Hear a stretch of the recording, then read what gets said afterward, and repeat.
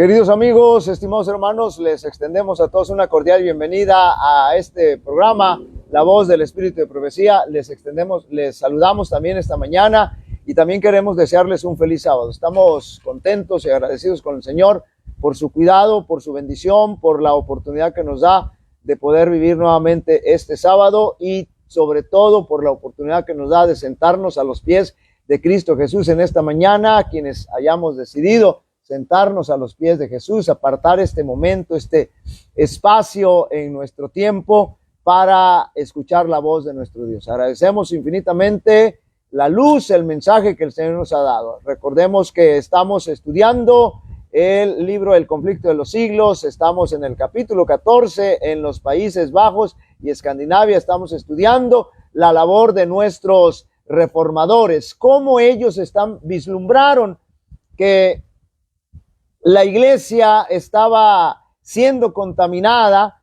y que se habían introducido en la iglesia doctrinas, enseñanzas, costumbres, prácticas falsas, incluso satánicas, y que entonces era necesario una reforma. Reformar es cambiar, es quitar lo que no está bien y entonces a practicar lo correcto que se debe practicar, vivir lo correcto que se debe vivir. Entonces vamos viendo cómo la reforma va avanzando. Voy a invitarles para que inclinemos el rostro, vamos a orar para entrar de lleno al estudio de esta mañana.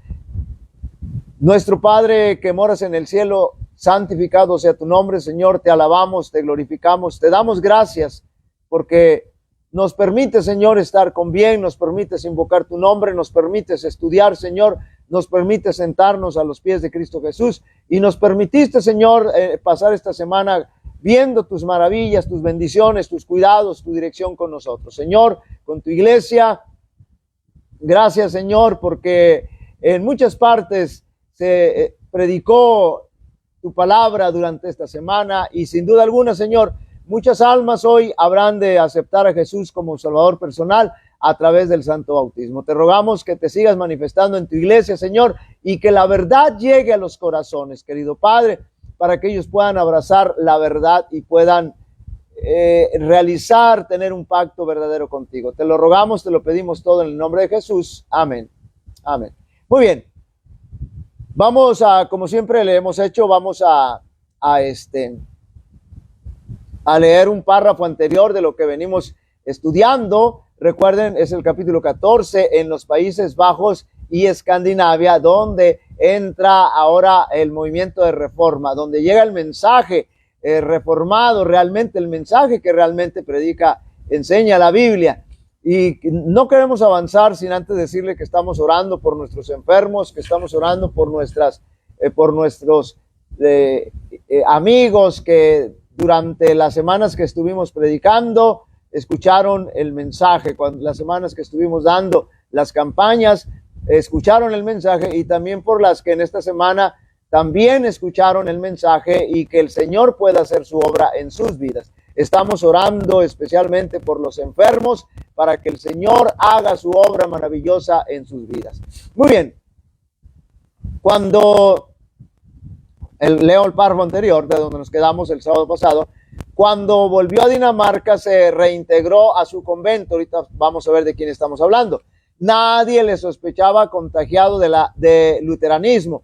Tampoco reveló él su secreto, sino que se esforzó sin despertar los prejuicios de sus compañeros en conducirlos a una fe más pura y a una vida más santa. Abrió las Sagradas Escrituras y explicó el verdadero significado de sus doctrinas. Lo que decíamos, se había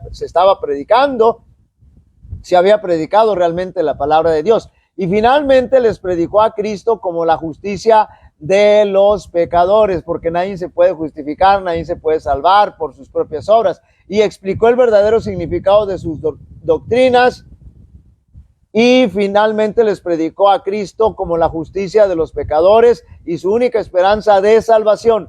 Grande fue la ira del prior, que había abrigado firmes esperanzas de que Tausen, de él estamos hablando ahora en esta ocasión, llegase a ser valiente defensor de Roma. Inmediatamente lo cambiaron a otro monasterio y lo confinaron en su celda bajo estricta vigilancia, pero no a quien el Señor utiliza, a los hombres que el Señor utiliza, a los seres humanos que el Señor utiliza, nadie los puede callar ni los puede limitar. Con terror vieron sus nuevos guardianes que pronto algunos de los monjes que se declaraban ganados al protestantismo a través de los barrotes de su encierro. Note bien,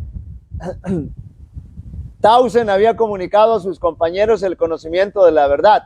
Si aquellos padres dinamarquenses hubiesen cumplido hábilmente el plan de la iglesia para tratar con la herejía, la voz de Tausen no hubiera vuelto a oírse, pero en vez de confinarlo para siempre en el silencio sepulcral de algún calabozo subterráneo, le expulsaron del monasterio y quedaron entonces reducidos a la impotencia. Un destino real que se acababa de promulgar, un edicto real que se acababa de promulgar,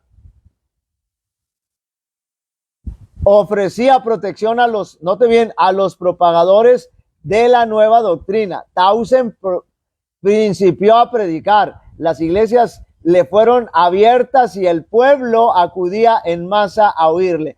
Había también otros que predicaban la palabra de Dios. El Nuevo Testamento fue traducido al idioma danés y circuló con profusión. Los esfuerzos que hacían los papistas para detener la obra solo servían para esparcirla más y más, y al poco tiempo Dinamarca declaró que aceptaba la fe reformada. Así que el Señor hace maravillas con aquellos instrumentos sencillos, fieles, humildes, que quieren ponerse en sus manos para poder llevar adelante la obra de la predicación. En Suecia, vamos con el nuevo material, en Suecia también jóvenes que habían bebido de las fuentes de Wittenberg, acuérdense, donde Lutero enseñó, donde Lutero ministró, llevaron a sus compatriotas el agua de la vida.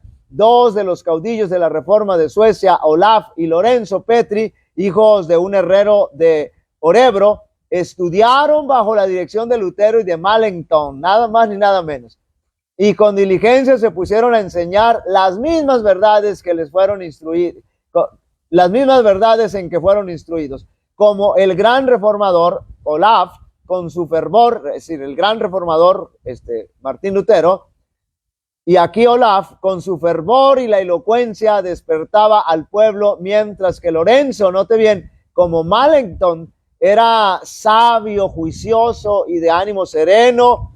Ambos eran hombres de piedad ardiente, de profundos conocimientos teológicos y de un valor a toda prueba a luchar por el avance de la verdad. No faltó la oposición de los papistas. Los sacerdotes católicos incitaban a las multitudes ignorantes y supersticiosas.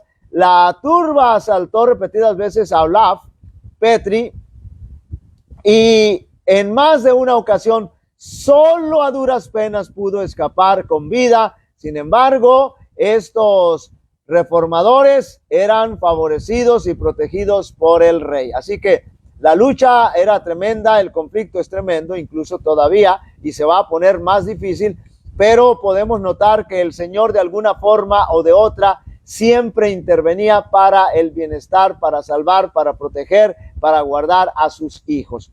Bajo el dominio de la iglesia romana, el pueblo quedaba sumido en la miseria y deprimido en la opresión. Claro que sí, porque se hace a un lado la palabra de Dios, lo que transforma al ser humano, lo que puede crear un estilo de vida correcto, cristiano, bueno en el ser humano, es la palabra de Dios. Pero si la hacemos a un lado, entonces vienen las terribles consecuencias. Repito, bajo el dominio de la iglesia romana, el pueblo quedaba sumido en la miseria y deprimido en la opresión. Carecía, note bien, de las escrituras, y como tenía una religión de puro formalismo y ceremonias que no daba luz al espíritu, la gente regresaba a las ceremonias supersticiosas y a las prácticas paganas y a sus antepasados, es decir, vivían totalmente perdidos, sin luz, sin Dios y sin esperanza. El rey decidió la nación estaba dividida en facciones que contendían unas con otras, lo cual agravaba la miseria general del pueblo. Claro, no puede haber paz, no puede haber tranquilidad, no puede reinar el Espíritu de Dios cuando no se está estudiando verdaderamente la palabra de Dios. El rey decidió reformar la iglesia y el Estado y acogió cordialmente a esos valiosos auxiliares en su lucha contra Roma. Así que el rey se dio cuenta, bueno, estos reformadores realmente están predicando la verdad, y donde ellos llegan y predican la verdad, la gente cambia, la gente se transforma. El ámbito social, la sociedad es diferente, no hay esa situación de problemas, de pleitos, de delincuencia, de vicios. Entonces él optó por apoyarse en ellos y apoyarlos. En presencia del monarca y de los hombres principales de Suecia, Olaf, Petri defendió con mucha habilidad las doctrinas de la fe reformada contra los campeones del romanismo. Manifestó que las doctrinas de los padres de la iglesia no debían aceptarse sino cuando concordasen, note bien, con lo que dice la Sagrada Escritura, y que las doctrinas especiales de la fe están expresadas en la Biblia de un modo claro y sencillo que todos pueden entender. Cristo dijo: mi enseñanza no es mía, sino de aquel que me envió. Es decir, yo no vengo a hablar de lo mío, sino del que me envió. Según San Juan, Evangelio según San Juan, capítulo 7, verso 16. Y Pablo declaró que si predicara él otro evangelio que el que había recibido, sería anatema, sería maldito. Entonces, ahora noten bien, queridos amigos y hermanos, la gran diferencia que existe entre estar enseñando las Sagradas Escrituras a estar enseñando cualquier otra cosa, cualquier dogma, ideas, tradiciones que son las que enseñaba el sistema papal. Muy diferente. La gente lo nota y la gente lo va a aceptar. Entonces, probó que los decretos, hablando de Petri, probó que los decretos de la iglesia no tienen autoridad cuando están en pugna con los mandamientos de Dios, y sostuvo que el gran principio protestante de que la Biblia y la Biblia sola es la regla de fe y práctica. Es decir, todo lo que nosotros digamos, todo lo que nosotros enseñemos, tiene que estar fundamentado en la Biblia solamente. Si no está fundamentado en la Biblia, entonces no puede ser de Dios. A la ley y al testimonio, si no dijeron conforme a esto, es porque no les ha amanecido. Es decir, si lo que decimos no está en concordancia con toda la Biblia, entonces estamos en tinieblas, entonces estamos enseñando mentiras. Este debate, si bien se desarrolló, es un necesario comparativo oscuro. A ver, este debate, si bien se desarrolló, es un escenario comparativamente oscuro. Sirve para dar a conocer la clase de hombres que formaban las filas de los reformadores. No eran controvertistas, ruidosos, sectarios e indoctos, sino hombres que habían estudiado la palabra de Dios y eran diestros en el manejo de las armas que se habían provisto en la armería de la Biblia. En cuanto a la erudición, estaban más adelantados de su época. Cuando nos fijamos en los brillantes centros de Wittenberg y Zurich y en los nombres ilustres de Lutero y Melanchthon y Zwinglio y Acolampadio, todos esos ya los estudiamos, por supuesto. Se nos suele decir que estos eran jefes del movimiento de la Reforma y que sería de esperar en ellos un poder prodigioso y de gran acopio de saber, pero que los subalternos no eran como ellos. Pues bien, si echamos una mirada sobre el oscuro teatro de Suecia y yendo de los maestros a los discípulos, nos fijamos en los humildes nombres de Olaf sobre y los nombres de Olaf y Lorenzo Petri que encontramos, pues también ellos eran grandes personajes usados por Dios. Dice, pues maestros y teólogos, hombres que entienden a fondo todo lo que el sistema de la verdad bíblica, y que ganaron fáciles victorias sobre los sofistas, de las cuales y sobre todo, de las escuelas y sobre los dignatarios de Roma. Es decir, no necesariamente tenían, note bien, quiero dejar bien claro esto. El movimiento de reforma es un movimiento que estaba siendo dirigido por el Señor, y no necesariamente Martín Lutero, Wycliffe y todos ellos, Jerónimo, Melanchthon, todos ellos, no necesariamente ellos tenían que seguir al frente. Siempre el Señor pone instrumentos importantes, instrumentos que el Señor usa por su capacidad, capaces, los prepara, les da la sabiduría, la inteligencia que necesitan, pero sobre todo porque son instrumentos que se van guiando y basando sobre la Escritura. No se necesita ser un erudito para que nosotros podamos predicar correctamente lo que la Biblia enseña y entonces presentar el verdadero mensaje que el Señor tiene para toda la humanidad. Ahora, vamos ya terminando el pasaje, el capítulo.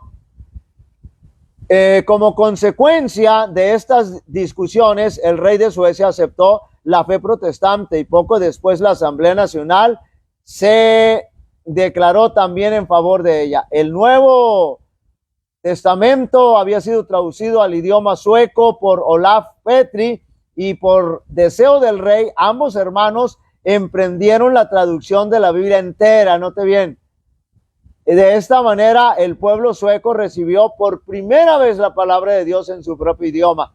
La Dieta dispuso que los ministros explicasen las escrituras por todo el reino y que en las escuelas se enseñase a los niños a leerla. Note bien, hasta dónde llegó. El rey se había dado cuenta que estos hombres traían realmente la verdad, y que cuando ellos comenzaban a predicar la verdad basada en la Biblia, el mensaje bíblico, el mensaje evangélico, la gente cambiaba, todo era diferente. De un modo constante y seguro, la luz bendita del evangelio disipaba las tinieblas de la superstición y de la ignorancia. Libre ya de la opresión de Roma, alcanzó la nación una fuerza y una gran grandeza que jamás conociera hasta entonces.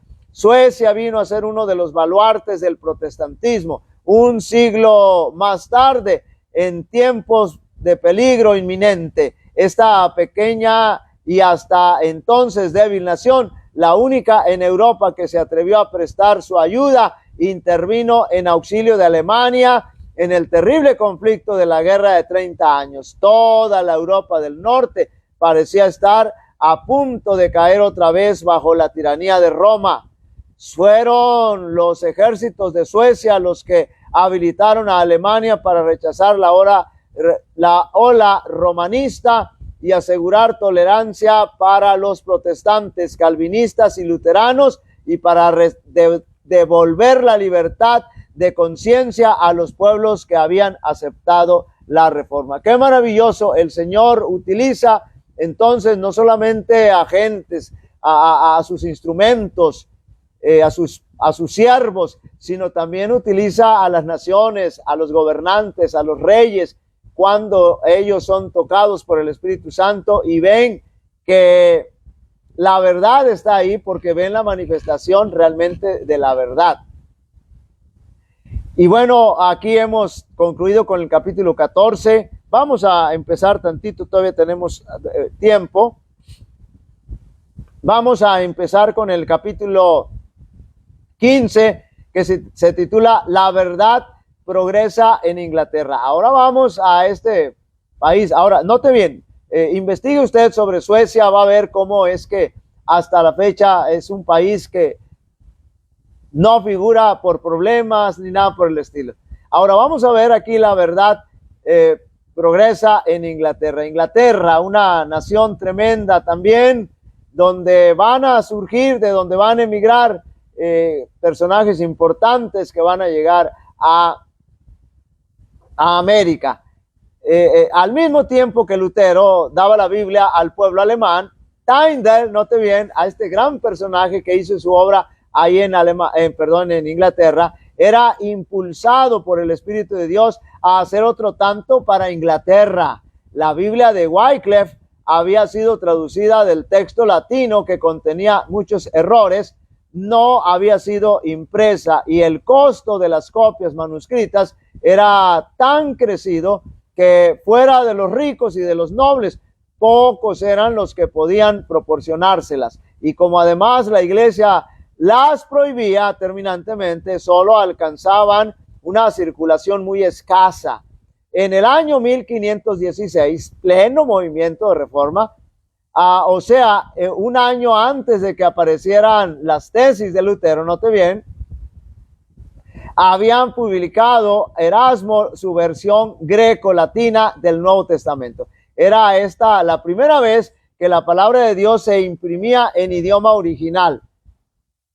En esta obra fueron corregidos muchos de los errores de que adolecían las versiones más antiguas, y en el sentido de la escritura era expresado, y el sentido, perdón, de la escritura era expresado con claridad. Es decir, se hizo una mejor y correcta traducción.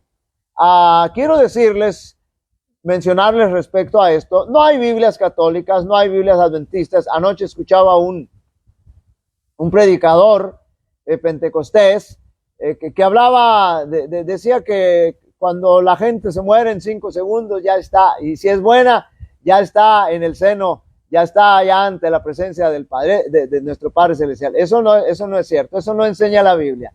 Dice, el alma se va. No, eso no es cierto, no. Nosotros no estamos constituidos por 3 elementos, solamente por 2 elementos. Dice Génesis 2:7, entonces el Señor modeló del polvo de la tierra, es decir, del barro, se vuelve barro cuando se moja, entonces de ahí modeló a Adán. Y entonces ese es el primer elemento. El segundo es que le sopló en su nariz el aliento de vida. Ese es el segundo elemento.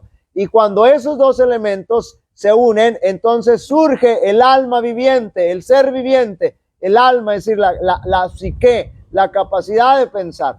No son 3 elementos, sino más bien son 2, y de esos 2, cuando se unen, surge la vida, es decir, yo sé que estoy vivo porque estoy pensando, porque estoy razonando. Entonces, cuando se separan, entonces el alma, la psique, la vida deja de existir, y entonces los elementos se regresan de donde vienen, del polvo a la tierra, y el soplo de vida a nuestro Dios. Así que nada de eso es cierto, eso que predicaba ese predicador, pero además decía él, no, yo tengo Biblias adventistas, tengo Biblias católicas, tengo Biblias mormonas. No son Biblias, son de determinada religión, no, son traducciones. Por ejemplo, si yo traduzco una que soy adventista, bueno, pues esa va a ser una traducción que hizo un adventista, un servidor.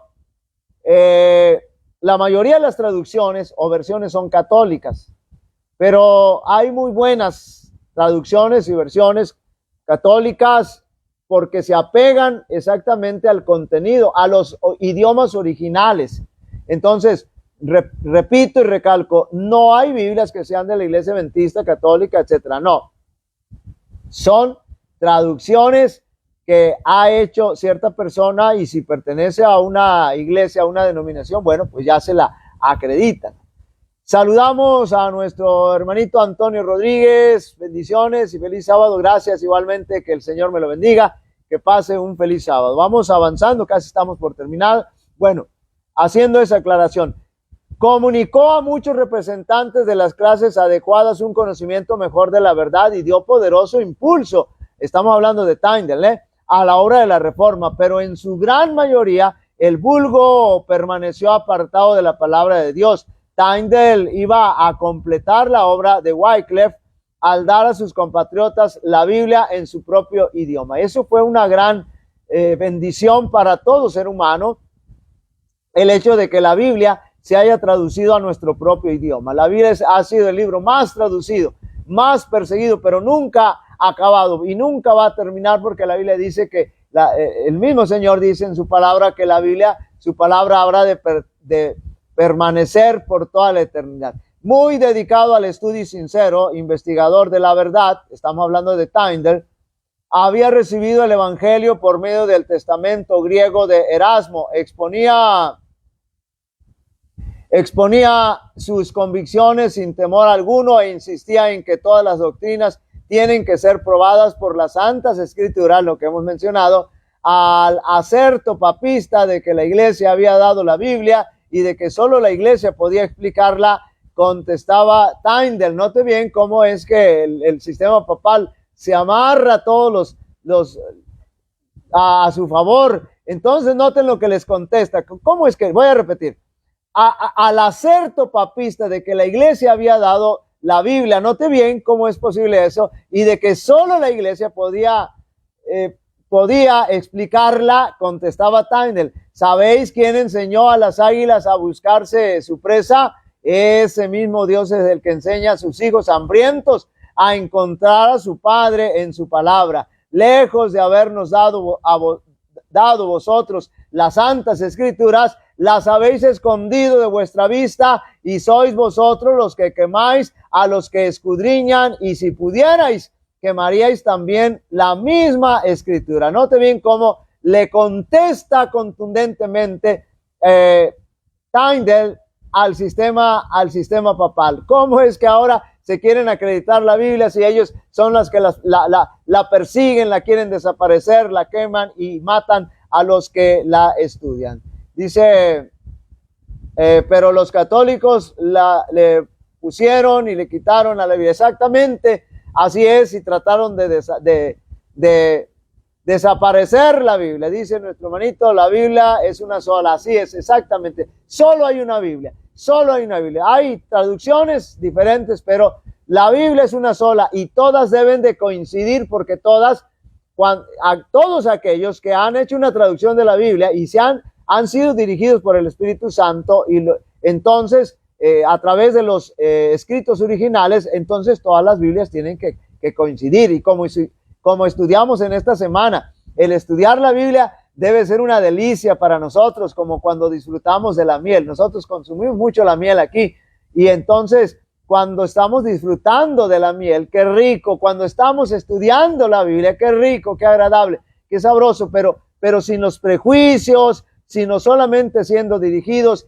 y enseñados por el Espíritu Santo. La predicación de Tyndale despertó mucho interés y numerosas personas aceptaron la verdad, pero los sacerdotes andaban alertas, note bien, y no bien se hubo alejado del campo de sus trabajos cuando ellos, valiéndose de amenazas y de engaños, se esforzaron por destruir su obra, y con éxito muchas veces. Ay, decía él, ¿qué hacer? Mientras que yo siembro en un punto, el enemigo destruye lo que dejé sembrado en otro. No me es posible estar a la vez en todas partes. Oh, si los cristianos, note bien, poseyesen la Biblia en su propio idioma, serían capaces de resistir a estos sofistas. Sin las santas escrituras es imposible, sofista, es decir, estos engaños.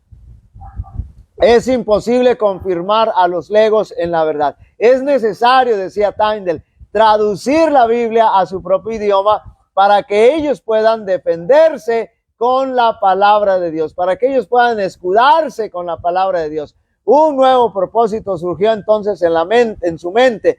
Era en la lengua de Israel, decía, en que se cantaban los salmos en el templo de Jehová, y no resonará el evangelio entre nosotros en la lengua de Inglaterra. ¿Será posible que la iglesia tenga menos luz a mediodía que el alba? Los cristianos deben leer el Nuevo Testamento en su lengua materna. Los doctores y maestros de la iglesia estaban en desacuerdo. Solamente por la Biblia podían los hombres llegar a la verdad. Uno sostiene a este doctor y otro a aquel, y cada escritor contradice a los demás. ¿De qué manera puede uno saber quién dice la verdad y quién enseña el error? ¿Cómo? En verdad, ello es posible solamente por medio de la palabra de Dios. Y entonces había que traducirla. Y ese era el propósito que Tyndale se iba a poner en mente. Muy bien, vamos a dejarlo hasta ahí. Está bien interesante porque Inglaterra fue uno de los países importantes que tuvieron que ver con la Reforma Protestante. Dice nuestro amigo, nuestro hermano, los católicos dicen que María, José, fueron al cielo de una vez cuando murieron. Sí, claro, y dicen que que María, la madre de nuestro Señor Jesucristo, está intercediendo por nosotros, pero ya sabemos que los muertos, ningún muerto, estábamos predicando la vez pasada, los muertos, sean buenos o sean malos, como los consideremos nosotros, todos van a la tumba. ¿A dónde van los buenos? A la tierra. ¿A dónde van los malos? Al sepulcro. ¿A dónde van los buenos? Al sepulcro. ¿A dónde van los niños que mueren? No van al limbo, van al sepulcro. ¿A dónde van los buenos? No van al cielo, van al sepulcro. ¿A dónde van los que fueron más o menos? No van al purgatorio, van al sepulcro. ¿A dónde van los malos? No van al infierno, porque ahorita no hay infierno. Hasta en la tercera venida de Jesús se va a concretar el infierno. Entonces, ¿a dónde van? Al sepulcro. Todo el mundo va al sepulcro y ahí estará. Y ahí va a escuchar, recuerden que la Biblia habla de 2 resurrecciones. Y ahí van a escuchar en la primera resurrección los justos, los que murieron en Cristo Jesús, la voz de Jesús, y van a resucitar. Y cuando Jesús venga por tercera vez, después del milenio, van a resucitar los impíos, pero van a resucitar como murieron todos, enfermos, todos, igual con la carga de pecado, con su naturaleza pecaminosa, pero van a resucitar para ser destruidos. En cambio, quienes resuciten en la primera resurrección resucitarán glorificados, sin un cuerpo con pecado, sin nada, sin dolor, sin enfermedad, nada. Serán transformados y seremos trasladados al cielo. Muy bien, vamos a dejarlo hasta aquí. El próximo sábado, si el Señor permite, nos presta vida y salud, entonces nosotros por aquí nos veremos. Vamos a inclinar el rostro y vamos a orar. Cariñoso y eterno Padre que moras en el cielo, santificado sea tu nombre. Te agradecemos infinitamente, nuestro Dios, porque nos das la vida, nos das la salud, nos das la luz, Señor. Nos permites poder sentarnos a los pies de Cristo Jesús. Nos has permitido conocer la verdad de tu palabra. Ayúdanos, Señor, a compartirla con todos aquellos que la necesitan, Señor. Te rogamos que nos acompañes en este santo sábado y que te demos solamente la honra y la gloria a ti, querido Padre, porque eres el único que la mereces. Te lo pedimos en el nombre de Jesús. Amén. Amén. Muy bien, queridos amigos, estimados hermanos, pues deseamos que el Señor les bendiga y si el Señor permite, por aquí nos vemos. Que pasen un feliz sábado. Muchas bendiciones.